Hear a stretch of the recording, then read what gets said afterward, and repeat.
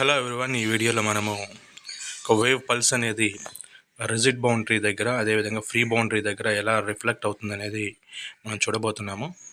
ఇప్పుడు మీరు చూస్తున్నటువంటి ఈ సెటప్లో ఒక వేవ్ని మనం ఫ్రీగా బౌండరీ దగ్గర రిలీజ్ చేయడం జరిగింది.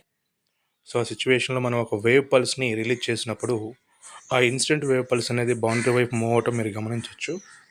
సో దాన్ని మనం ఇన్సిడెంట్ వేవ్ పల్స్ అని, బౌండరీ నుంచి రిఫ్లెక్ట్ అయ్యి వచ్చేటువంటి వేవ్ పల్స్ని రిఫ్లెక్టర్ వేవ్ పల్స్ అని చెప్పేసి కాల్ చేస్తూ ఉంటాము.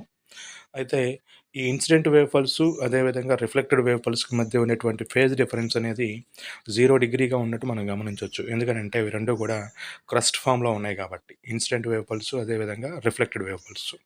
ఒకవేళ మీరు ఇన్సిడెంట్ వేవ్ పల్స్ అనేది ట్రఫ్ ఫామ్లో కనుక ఇస్తే, ఫ్రీ బౌండరీ దగ్గర రిఫ్లెక్ట్ అయినటువంటి వేవ్ పల్స్ అనేది సేమ్ ట్రఫ్ ఫామ్లో వస్తుంది. ఒకవేళ రిజిడ్ బౌండరీ తీసుకుంటే ఎలా ఉంటుంది అనేది ఈ యానిమేషన్లో చూద్దాం. మనం ఇప్పుడు చూస్తున్నారు మీరు దాన్ని. ఇప్పుడు ఒక వేవ్ పల్స్ అనేది మనం ఇన్సిడెంట్ వేవ్ పల్స్ ఇచ్చినప్పుడు రిజిడ్ బౌండరీ దగ్గర ఇన్సిడెంట్ వేవ్ పల్స్ అనేదేమో క్రస్ట్ ఫామ్లో ఉంది. రిజిడ్ బౌండరీ దగ్గర రిఫ్లెక్ట్ అయినటువంటి వేవ్ అనేది ట్రఫ్ ఫామ్లో రావటం మనం గమనించవచ్చు ఈ యొక్క యానిమేషన్ సెటప్లో. ఒకవేళ మీరు ఆపోజిట్లో ఇస్తే, ఒకవేళ మీరు ట్రఫ్ ఫామ్లో కనుక ఇన్సిడెంట్ వేవ్ పల్స్ ఇస్తే అది రిఫ్లెక్ట్ అయ్యి క్రస్ట్ ఫామ్లో రిఫ్లెక్ట్ అయ్యి వస్తూ ఉంటుంది. కాబట్టి ఇక్కడ phase difference between incident wave pulse and reflected wave pulse అనేది 180 డిగ్రీగా ఉన్నట్టు మనం అబ్జర్వ్ చేయొచ్చు.